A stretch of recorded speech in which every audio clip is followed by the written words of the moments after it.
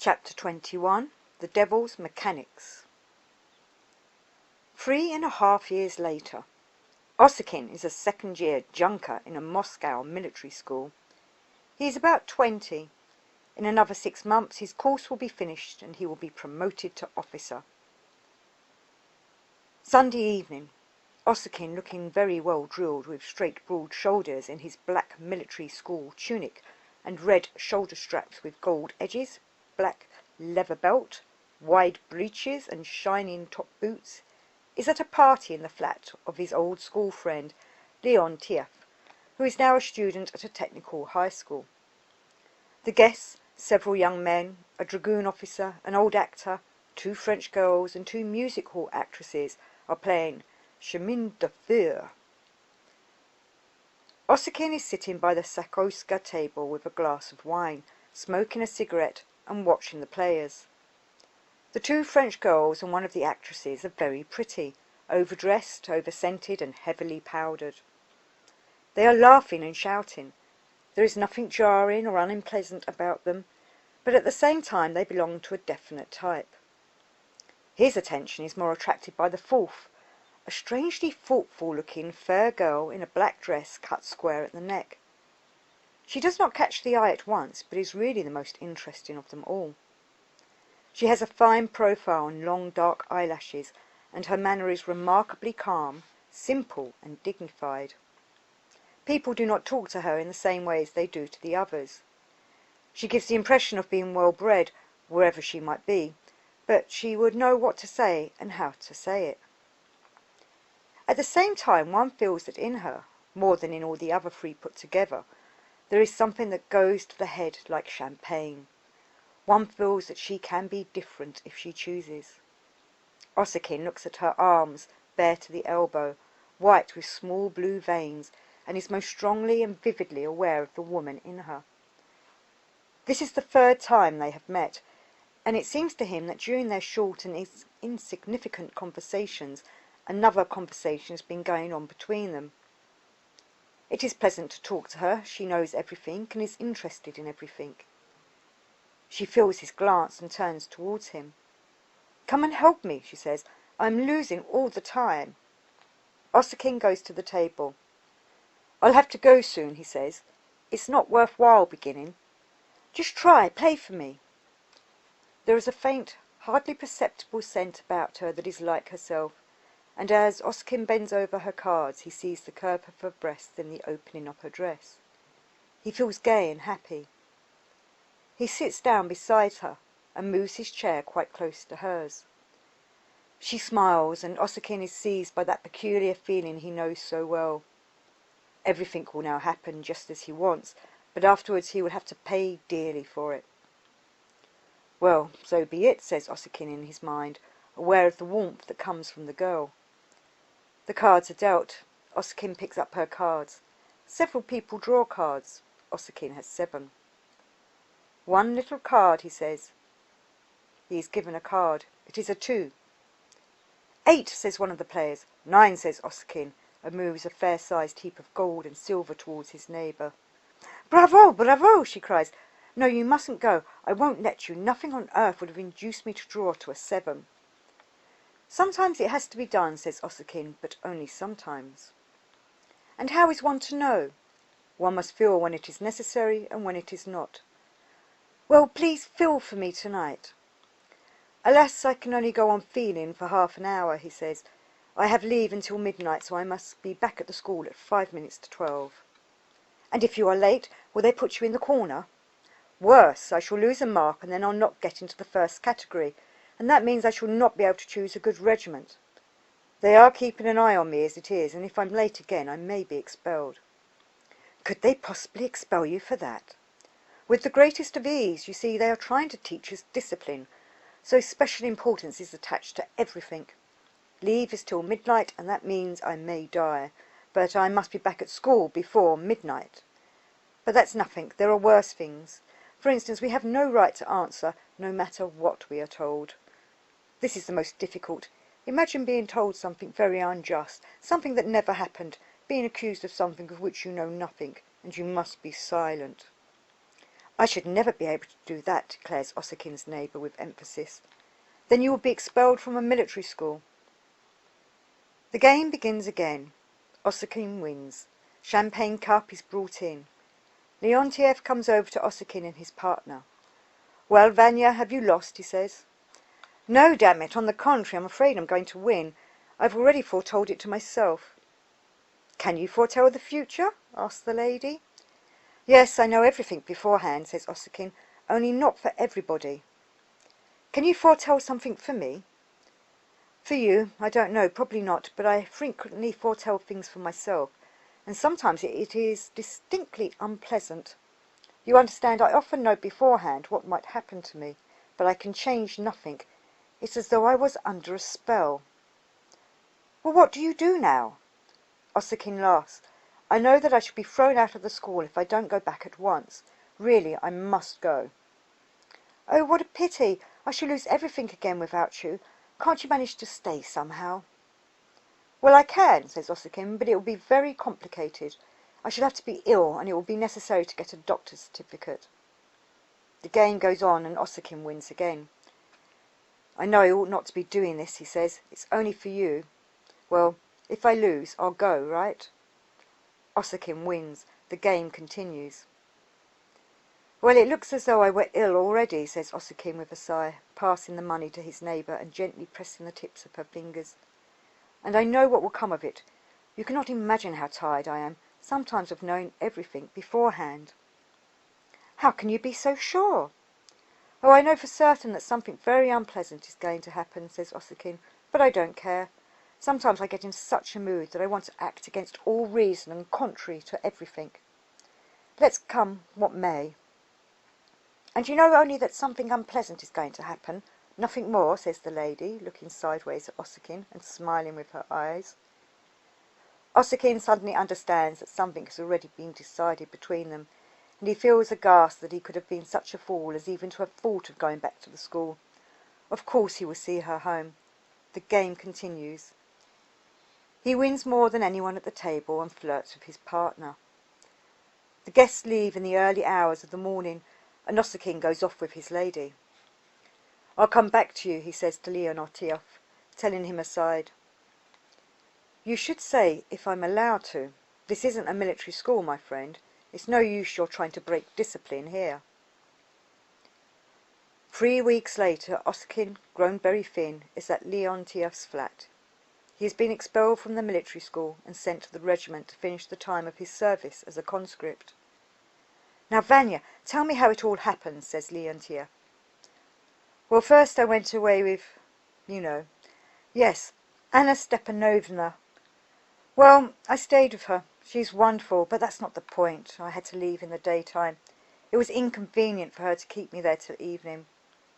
Well, I walked out of the house, and at the very first corner I ran into a gendarme colonel. Naturally, he immediately took my pass and sent me to the school to report myself to the officer on duty. I was put straight under arrest. Other old sins were remembered against me, and they kept me locked up for 3 weeks. That in itself is no treat, I can assure you. So, to conclude, I'm expelled and reduced to the ranks, and have to go to an infantry regiment at the back of beyond, to Central Asia on the Persian frontier. Thank God I've been given 3 days' leave and allowed to go at my own expense. That's nice business. You're as lucky as a drowned man. Exactly, though I never understand why a drowned man is considered so lucky. Anna Stepanovna kept asking about you. She had to go away, but she didn't want to go until she heard about you. We tried through Krutitsky to find out for her whether you were alive or dead. We were told that you were alive, but locked up. Has she gone to Petersburg? Yes. What are you going to do now? What can I do? Only one thing, join the regiment. After that we shall see. But think how damnable it is that I knew it all beforehand. If you knew, why did you do it? Yes, you try not to do it, you funny fellow. Evidently you have no idea what kind of devil's mechanics this is. The whole trick is that nothing is done all at once, and everything is done little by little. This is what I'm only just beginning to understand, and one can do, God knows what, little by little. You never even notice it yourself until everything turns out as it had to turn out. From a distance you can see everything, but when you come close to things you no longer see the whole. You see only separate parts, little details that mean nothing. No, my dear man, it's such a trap that the devil himself will break his leg in it. So once more I am left with nothing. But do you realise that I'm not in the least sorry? I don't think any of you can understand that. Well then, we must give you a good send-off. Yes, nothing else remains. You may if you like. But after all, what are you going to do? What can I do? I shall be a soldier, nothing more. They let me go soon, and when I am free I shall see. I don't think my uncle will want to know me any more. I shan't even write to him. So what can I say now? It seems to me that some change must come, but where it will come from, I don't know. Chapter 22, Paris. 4 years later. Osokin is a student in Paris. Just as he was finishing his military service, his aunt died, leaving him a small legacy which enabled him to go abroad. At first he moved from place to place, went to Switzerland, stayed for a year in England, then came to Paris, and for the last 2 years he has been living there. He is attending lectures by various professors, but still cannot make a choice of any particular faculty. Beautiful, pale, sunny autumn day with a slight mist over the river. Osakin and an English girl student, Valerie Dow, are walking along the Seine embankment by the bookstores. She is a tall blonde girl with hair the colour of autumn leaves, a fine profile and pensive dark grey eyes. She belongs to a rich English family and dresses beautifully so that even in Paris people always turn and look at her. But really she is an awfully clever girl, says Osakin to himself. She is the best pupil of old Sorel. She studies medieval history and art and has written a very interesting monograph, Builders of Cathedrals. Where does she get these ideas, thinks Osakin. Sorel never had any like that. And how extraordinary that she knows Russian and Russian literature and history. One day they had a long talk about Pushkin and about Russian masons. She told him then that she had begun with Russian and intended to go to Russia, and later become quite absorbed by Gothic art and its period. Osokin looks at Valerie. She is wearing what is evidently a very expensive coat with fine sables and a wide-brimmed hat with an ostrich feather. Osokin always admires her feet in trim Paris shoes with high heels. They continue a conversation which started when they were in the Louvre. I believe in destiny, says Osokin. I know that our future is written down somewhere, and that we merely read it page by page. Besides that, I had strange fantasies as a boy. It seemed to me that I'd lived before. For instance, I knew Paris, though of course I'd never been there. Even now there are times when I feel that I've lived in Paris before. When I met with Nietzsche's ideas on eternal recurrence, I recalled all these fantasies, and now I am sure that everything really does repeat itself. Do you know Robert Louis Stevenson's Song of the Morrow? Asks his companion. Osokin starts and looks at her. Why, what's the matter? She asks. How astonishing! Could I have forgotten it? Of course I know it. How does it begin? The King of Dundrain had a daughter when he was old, begins the girl slowly, and she was the fairest king's daughter between two seas. Osokin listens to these words like one bewitched. Scenes in which he could scarcely believe pass in succession through his mind. The morning at school when he repeated the beginning of this tale to himself in order to prove that he had lived before. All the elusive thoughts and incomprehensible sensations connected with the magician, and with what, to him, at school, appeared to be the past, and which now, here in Paris, appears to be the fantastic and impossible future. What does it all mean? And once more this tale, it seems to Osokin, that if only he could stop his thoughts for a moment he would understand everything. But his thoughts rush past so quickly that he can catch nothing. All that remains with him is the general impression that everything is turning upside down, the past becoming the future and the future the past. For a moment he feels that if only he were able, or if only he dared, to think of the future as of something that had been before, he would see it as clearly as he can see yesterday. At the same time there comes over him the old familiar sensation, which used to come so often but now comes more and more rarely, that everything around him has been before. In the same way the river flowed by, the same mist hung over the water, the same greenish Paris sky smiled faintly from above, and the last leaves flew from the trees. In the same way the girl's golden curls escaped from her black hat, and in the same way her voice sounded. "Do you remember the end, the very end?" asked Osokin. "Yes, I remember," and slowly she recites the end of the tale. And the king's daughter of Duntrine got her to that part of the beach where strange things had been done in the ancient ages, and there she sat her down. The sea foam ran to her feet, and the dead leaves swarmed about her back, and the veil blew about her face in the blowing of the wind. And when she lifted up her eyes, there was the daughter of a king come walking on the beach. Her hair was like the spun gold, and her eyes like pools in a river, and she had no thought for the morrow, and no power upon the hour, after the manner of simple men. "It's amazing," says Osokin to himself. "Why do these words arouse so many memories in me? I feel that the memories come directly from words, apart from their meaning, as if I know something connected with them, but every year forget it more and more." "It is remarkable, that tale," he says aloud. "How do you understand the man in the hood? Who is he, or what is he?" "I don't know," the girl answers slowly, "and I feel that it's not necessary even to try to understand. Such things must simply be felt. I feel it as I do music, and interpretations of music have always seemed ridiculous to me." They reach the place St. Michael, and she takes a ficard. Osokin says goodbye to her. "Will you be at my brother's this evening?" she asks. "Probably, but I don't know yet." "Tell him that I'm expecting him tomorrow." Osokin walks across the bridge towards the city.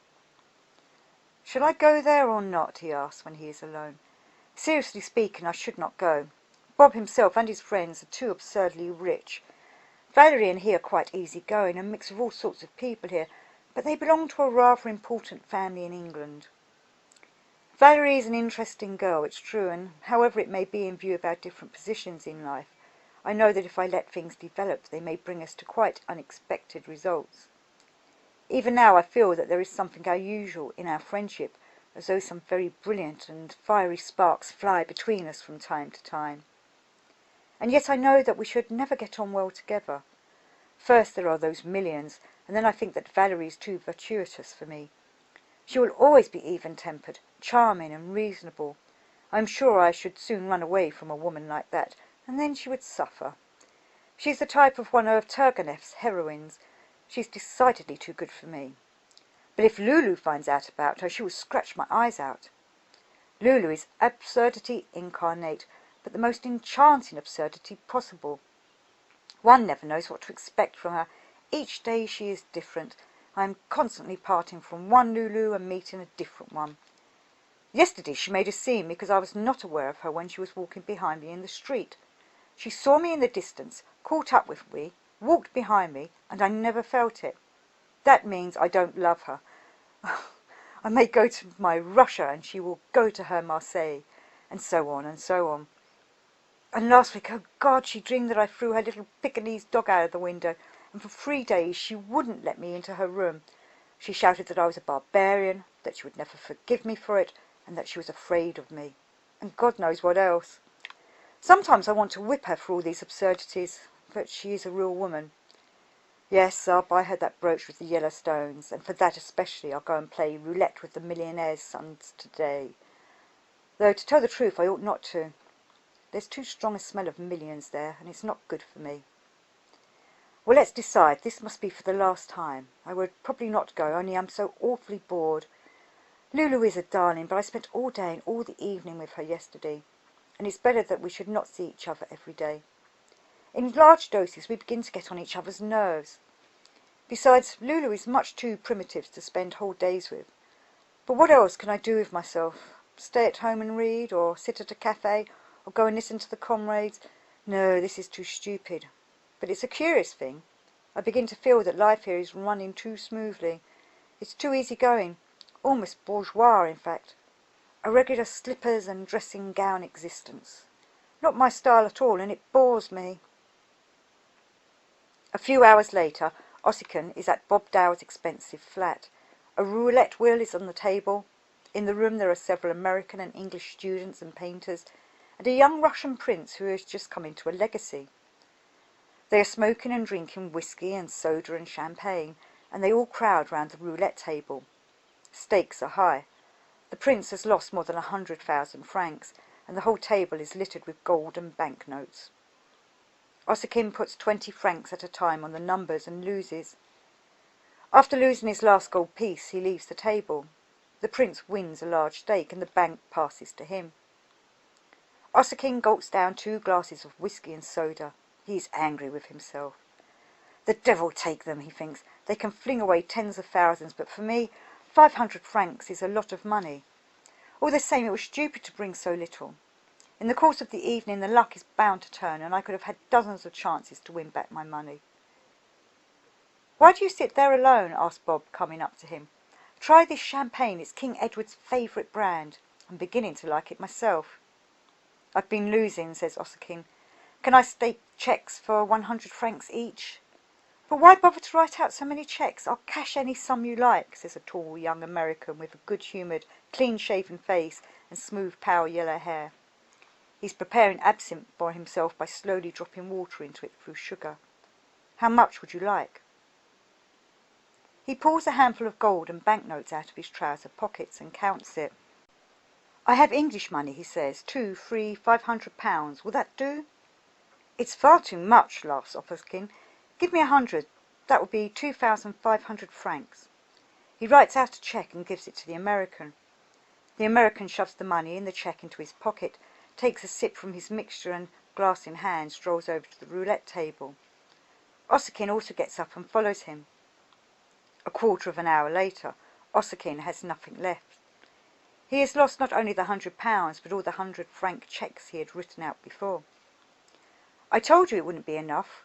Would you like some more?" says the yellow-haired American good-naturedly, sitting down beside him. "Let's try this champagne." "Give me another 1,000 francs, says Osokin. "I must win back what I've lost." He writes out another cheque. Deep down in himself he feels that he is being a fool. He has already lost so much that he is afraid to admit it to himself. To go on playing is madness. He knows that he ought to get up and go, but instead he drinks 2 glasses of champagne and returns to the roulette table. He puts 100 francs on red and wins. He puts another 100 on black and wins again. This encourages him. "I must try the numbers again," he says to himself. "If I win back what I've lost, I'll put the money into my left-hand pocket and not touch it any more. I'll only play with what I win." He stakes 100 francs a time on the numbers and loses each time. 10 minutes later he again has no money. "I must go," he says to himself. He wants to get out into the fresh air. He's already tired of the game. The champagne, the whiskey, and the smoke of the pipes and cigars have made him feel dizzy. But he is annoyed at having lost so much and feels that he cannot and will not go on. Once more he writes out a cheque, cashes it, and sits down to play. At one moment he wins, then he loses and is short of money again. Then he wins again. Then things get worse and he increases his stakes. At last, after losing steadily for some time, he leaves the table. "I must see how I stand," he says to himself. "I believe I've gone too far." He takes out his cheque-book and adds up the total amount of the cheques he has signed, and as he counts he grows cold and frightened, although he knows all the time how it will be. "There," he says to himself, "is it really true?" And he knows now that he had a presentiment that it would be exactly like this. His cheque-book shows that he has only 300 francs left. He has lost more than 30,000 francs, all that remain from his legacy. He makes out a cheque for 300 francs and goes to the table. 25, he says. The ball is running. 26, says the prince who holds the bank. Who staked on 26? Osakin walks away from the table. Everyone is occupied with the game. No one notices him. He finds his hat and goes away. Osokin walks down the stairs and out into the street. Something monstrously absurd has happened, changing his whole life again at one stroke. He does not want to believe it. At the same time he knows it is the truth, the disgusting, hideous truth which he has encountered many times in his life before. It is not yet felt. Everything is still the same, the street, the houses, but it will make itself felt tomorrow. With the instinct of a man who has been through all kinds of troubles and surprises, Osokin knows that it is better to look this truth straight in the face without trying to deceive himself or put off recognizing it. I knew it would be so, he says to himself, but now that it has happened there must be no weakness, no regret, no repentance. That's the chief thing. Otherwise, one might go mad. I used to be able to survive all kinds of catastrophes. Let's see how I'll survive this one. I did it myself. I myself am guilty, and I myself must get over it. No one will even know about it. At Bob's they probably never noticed that I lost so much. What are 30,000 francs to them, when there was nearly 500,000 on the table? Well, this is a fine brooch for Lulu.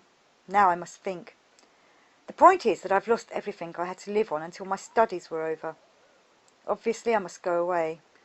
To change my style of living here and live on what I might earn would be impossible. And what could I earn? No, I shall go either to America or to Russia. Poor Lulu, she will never understand what has happened, and she won't believe me if I tell her that I've lost 30,000 francs. She will simply think that I want to get rid of her. It would hurt too much, and I have no right to do that. I'll have to invent some lie to tell her, and the sooner I go away, the better. Osakin reaches home and spends the whole night sorting out his things, tearing up letters, packing and writing notes. By morning everything is ready. Dead tired, he lies down on the sofa without undressing and falls asleep. About 3 hours later he wakes and at once sits up on the sofa. He remembers everything. He remembers also that he must keep a hold on himself and not admit that awful moment of awakening after an unexpected disaster, when a weak man asks himself, but perhaps it's not true, perhaps it never happened. Yes, he says to himself, as though continuing the conversation with himself he began the night before. I must go away today. I'll shoot myself if I stay till tomorrow. Poor Lulu, but she will get that brooch with the yellow stones after all. How lucky I had these 2,000 francs at home. Now it seems quite a fortune. I'll go to Moscow, then I shall see. How strange it is that I feel it so little. Last night I was afraid to go to bed. I thought I should go mad when I wakened and remembered everything. But now I have the feeling that it all had to be. There's one thing, though. I must get away from here as soon as possible. To delay would be too painful. If I have to go, I have to. Evidently this is fate, and I know now that I had a premonition about it, and even knew it beforehand. This means I shall not see Valerie any more. How strange. I'm almost sorry now. It seems to me that we should have come to something. It was always so pleasant to meet her, and we had so much to tell each other. I laughed at her, but actually she interested me much more than I realized, and perhaps I was quite unjust to her. She always appeared to be too cold, but that may be because she doesn't know herself and only needs waking up. Well, no matter. All that is already ancient history. Valerie, Lulu, the whole of Paris have become almost unreal. I feel as though I dreamed it, and now that I'm awake it doesn't exist any more. But other dreams are appearing instead. I see the magician again and remember how we talked. And now this seems quite real, more real than what happened yesterday. Well, enough of philosophy. I must decide what to do. First, have I the courage to go and see Lulu, or shall I write to her? No, I ought to go. I'll say this. I've received a telegram. My uncle is dying. I must go at once. Yes, when I think of Lulu I begin to feel very unhappy. I wish I were already on the train. When shall I stop performing such operations on myself? I don't believe there is anyone who has turned his life upside down in the way I've always done. But how strange. Again I had the sensation that all this has happened before. But when I think of Moscow, I feel as if something new and unknowing begins to draw me there. Yesterday, when I parted from Valerie, for some reason I asked myself what I should say if I were seeing her for the last time. Evidently, deep down in myself, I was aware that I should again destroy everything. I didn't even want to go to Bob's, but at the same time I wanted to try my luck. Everything had been going so smoothly during the last few years that I began to get bored. Well, I've tried it. Now I must start everything from the beginning again, and I don't even know where to begin. Well, I'll begin with a ticket to Moscow and the brooch to Lulu. He gets up from the sofa and looks around. Then he puts on his coat and goes out. Chapter 23. Zineda.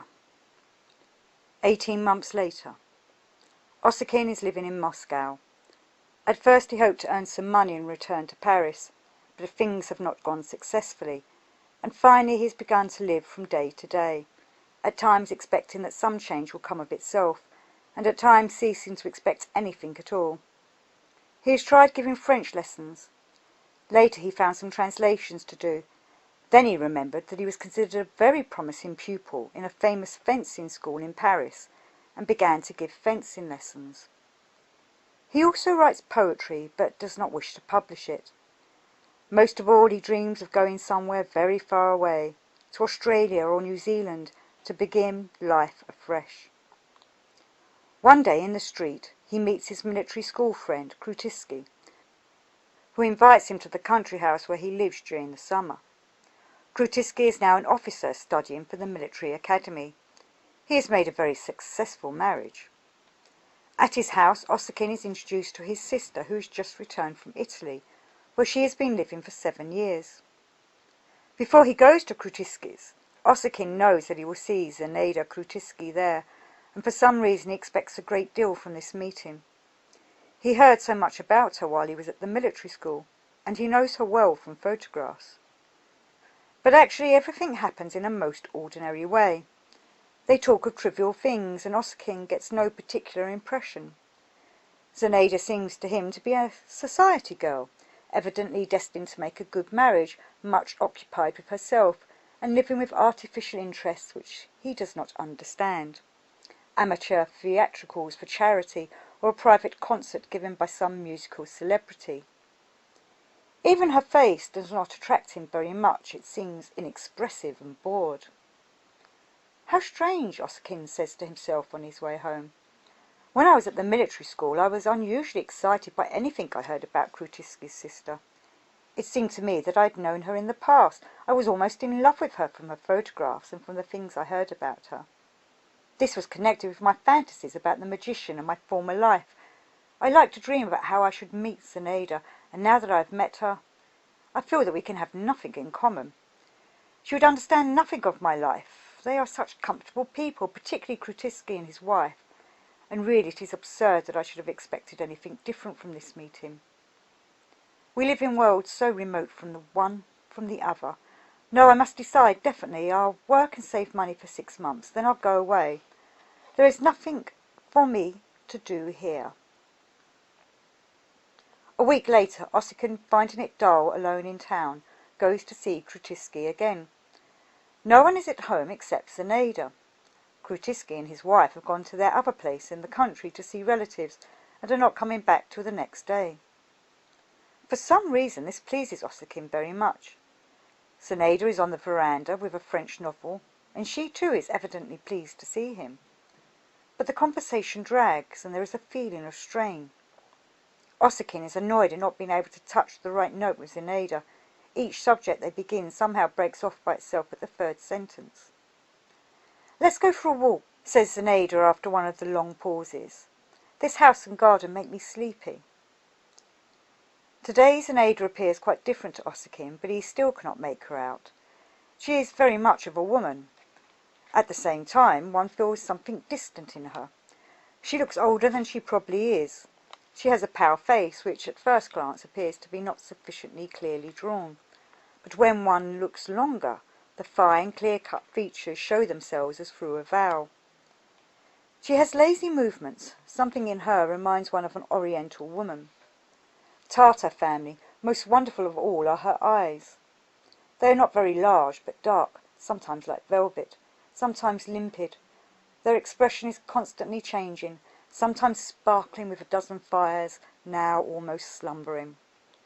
Osokin begins to think that those eyes must have many other expressions, and already his curiosity is aroused. They walk side by side through a small pine wood.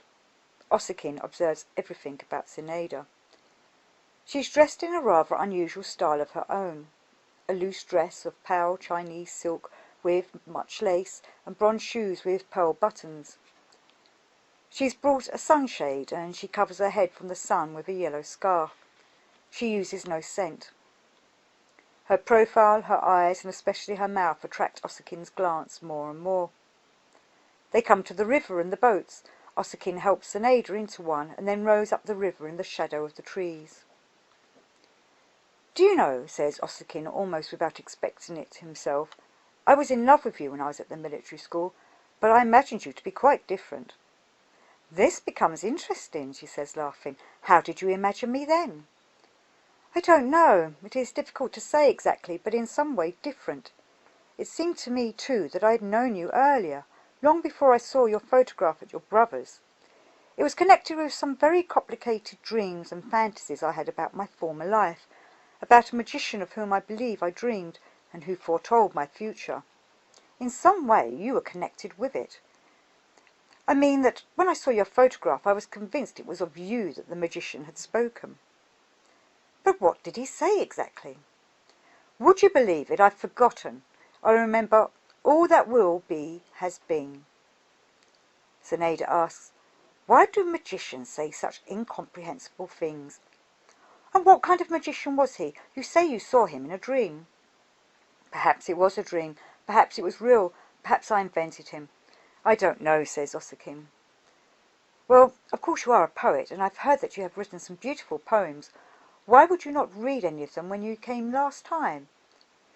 "I never read in public. I mean among people I don't know. It is enough for one single person to be, or to appear to be, out of harmony with my verses to make it impossible for me to read them. There is no sense in doing so because everything would be lost." "And who disturbed you last time? I, perhaps?"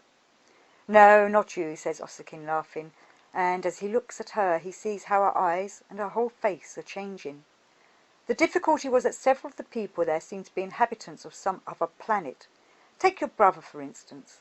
I am very fond of him, but he is quite genuinely convinced that all these impressions from beyond are simply pretentious nonsense, when as a matter of fact the earth need not exist at all for my verses. But if I said this to him, he would think that I was deliberately talking nonsense from a desire to appear original." "Yes, probably he would," says Zineda. "I envy you your strength of character. I often feel myself that one cannot talk about everything with everyone, but I can't always restrain myself. Will you read your poems to me?" "Some time later, perhaps," says Osakin. "In my verses there is always very much of me, and therefore you must know me first." "I think that is how it should be. I am very fond of poems of one line. Some Roman poets wrote them, but it is difficult to understand these poems without knowing the men who wrote them." For some time Osokin rose in silence. "I too have known you for a long time," says Zineda. "At least I've heard about you." "What have you heard about me?" "I heard that you had a very interesting adventure when you were in the military school and found yourself as a result somewhere in Askabad. Is that true?" "Quite true, only it was still further away," says Osakin, laughing, "but that was a long time ago." "Well, what of it? What has been will be again." "I don't think the magician meant that," says Osakin, laughing. "Then what did he mean?" "I think he meant that the future has already been and that nothing really exists, that everything is a dream and a mirage. Sometimes I understand this very clearly. Don't you feel the unreality of all this?" Osakin makes a sweeping gesture with his hand. "The forest, the water, the sky, none of it exists, you know. There have been days when I felt that everything was becoming transparent, so to speak, and might disappear at any moment, just like this. You see, everything around you, you think that it exists, you shut your eyes, then you open them, and there is nothing. Once, soon after I came to Paris, I went to Notre Dame and climbed the South Tower, where the public is not usually admitted, and spent the whole day there, on the top, quite alone. All the time I was improvising verses, and sometimes I wrote them down. I imagined in these verses that people had disappeared. Many years have passed away, and I'm looking down from the tower of Notre Dame onto an empty Paris, and the gargoyles are looking down with me. You understand there are no people left. They have vanished long ago, 200–300 years ago. The bridges are overgrown with grass, and some parts are beginning to fall down. The embankment is crumbling away, the asphalt is cracked, and green bushes and trees are growing in the crevices. The panes of the windows have been broken by the wind or have fallen out, and Notre Dame stands and recalls the past of Paris. The gargoyles talk to each other of all the things they have seen which will never be seen again, and suddenly they understand that there never has been anything, that they themselves do not exist, and that nothing exists. The moment they understand this, they see people and life again as it was before, and Paris becomes once more the ordinary Paris. But now it is clear to them that neither the people nor their life, nor the cathedral or the gargoyles themselves really exist. I wrote down these verses, but later I lost them, so now they too do not exist. Zineda shudders as though she were cold. You make me feel that nothing exists, she says. But how could you have lost these verses? Don't you remember them? I remember nothing. I only remember that for a long time one of the gargoyles refused to speak. They'd said something strange and incomprehensible. But surely you know that these are not the real gargoyles. They never saw Esmeralda. So they say, but that makes no difference to me. After all, no one knows for certain. Personally, I don't believe that the 18th century could have made these gargoyles. They are silent for some time. Then Zineda begins to talk about Italy. Osokin listens. Suddenly the thought flashes through his mind that soon they must go back, and he feels a strange pang at his heart. He wishes that this might never end. The slow movement along the river, the rocking of the boat, the lapping of the water, the conversation that passes from one subject to another. Involuntarily he feels that among other people and in other surroundings, Zineda will also be different, will again be a stranger, while here she is wonderfully near to him. It is so pleasant here on the river in the shadow of the trees. He wants to make her talk about herself. And did you have many admirers abroad? He asks. Many, she answers laughingly, but all of them unreal. And what is the difference between real and unreal admirers? The real ones are those whom I also could admire, or in any case with whom I like to be, and not only those who admire me and want to be with me. Do you understand? Maybe. So admirers are unreal if you don't want to see too much of them. Was it as bad as that? Yes, certainly. If you were a woman, you would know what it means when you're proposed to. It's awfully unpleasant. A man doesn't know this feeling. Many girls like it, but I don't. You understand, you can even be quite friendly towards a man and have nothing against him. You can go riding with him, dance with him, even flirt a little. But from this he draws his own conclusions, and these do not please you at all.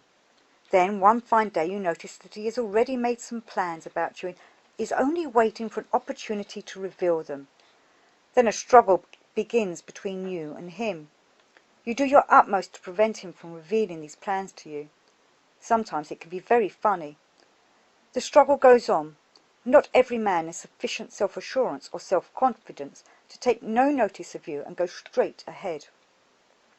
Most men have to be in a sentimental mood. Without this they cannot speak. So you carefully avoid sentimental moods, and for a time you succeed. Sometimes, by taking the right tone in a conversation, you may ward off the danger. But sooner or later, at an unfortunate moment, you are caught and informed of all the splendid plans and intentions he has for you. Then comes the most unpleasant part. To begin with, some men are deeply and genuinely surprised if you dislike their projects. They simply cannot understand why this is so. It seems to them there is some misunderstanding that will disappear the moment they explain their ideas to you more clearly. So they begin to explain their plans to you. They honestly believe that you have not sufficiently realized how beautifully and how admirably they have thought it all out. At last, if you still refuse to accept with gratitude the magnanimous plans made for you, they bring up against you some words which you have completely forgotten and which meant something entirely different when you said them, and they insist that the idea was really your own, that you yourself suggested it, and so on and so on. No, it's really terrible. It looks as though you've had a great deal of practice. And were you always so cold yourself? And why are you interested in that? Because I understand one thing that only very few people understand, says Osokin. What is that? I understand how difficult it is for a clever and interesting woman to meet a man with whom she can fall in love, and with whom it would be worth falling in love. In my opinion, there are many more interesting women than interesting men, and I often think that, if I were a woman, it would be difficult for me to find a man in whom I could be interested. Why is that? I don't know, but I have this feeling. Among all the men I know, there is not one in whom I could be interested if I were a woman. I even think sometimes that if I had a sister, I should not want her to marry any of my friends or people I meet. How unusual that is, she says, laughing. Men are generally so convinced of their superiority. But I am not. I consider that women belong to a higher caste than men, and it is easy to understand why. For thousands of years, women have been in a privileged position. In a privileged position? I can imagine what my two English friends would say to that. They are profoundly convinced that women have been enslaved by men and have only recently begun to win their freedom. Yes, I can imagine what your friends would say, but I still insist on my point. Women occupy a privileged position in life. By this, of course, I mean women of the educated classes in more or less civilized countries. Consider only one thing. For thousands of years, women have taken no active part in wars and have rarely had anything to do with politics or government service. In this way, they have avoided the most fraudulent and criminal sides of life.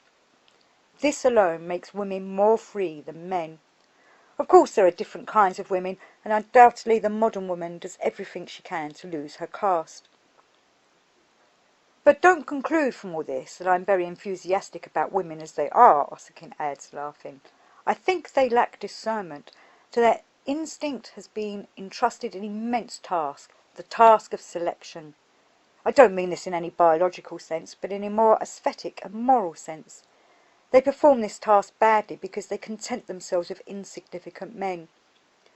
Woman's chief sin is that she is not sufficiently exacting, and often she is not exacting at all. I like many things that you say, says Zineda, though I must think more about them. Well, and what women have you met, exacting or not exacting? I don't think I've ever met one sufficiently exacting, says Osokin. And would you like to meet one? Very much. That pleases me, she says, and I quite agree with you that women are not sufficiently exacting. They give themselves away too cheaply. Those are dangerous words, says Osokin, laughing again. They can be too easily misinterpreted. You see, I'm not speaking from the point of view of women's practical interests. If a woman is demanding for herself, it is merely vulgar, and of this kind of demanding there is more than enough to matter what form it may take. I'm speaking about something quite different. Woman does not demand enough from man for his own sake. Has she not the right to demand a great deal for herself? That is quite another question, says Osokin. That is life. I was never interested in this. They are silent as the boat drifts along slowly with the current towards the landing place. They walk back through the pine wood again, and as they come near to the house, Osokin says goodbye. To his surprise, Zineda says, I shall be in town tomorrow. If you have nothing to do, we might meet. Call at my brother's apartment about 3. I shall have finished all I have to do by then. Evening. Osokin is going home. He is sitting in a railway carriage, and he looks out of the window at the fields passing rapidly by. He smiles and feels unusually cheerful. God, what didn't we talk about, he thinks. She is a dear, and after all, just as I imagined her to be long ago. It's incredible how I knew her so well before, and how different she appeared at our first meeting. I haven't talked for a long time as I did today. How wonderful it is that I shall see her tomorrow. Of course, nothing can come of it. In the winter, or at the latest in the early spring, I shall go away. But all the same, it's a good thing that I've met the mythical Zineda. Of no one woman have I dreamed so much as of her, and all these dreams came only from seeing photographs of her and hearing about her. That's very interesting. Well, we'll see how our meeting goes tomorrow. I liked her suggesting it herself. She's certainly a fascinating woman. She's as clever as Valerie and has enough imagination for 10 Lulus. Yes, it's a good thing that I've met her. At least it will be something to remember Moscow by.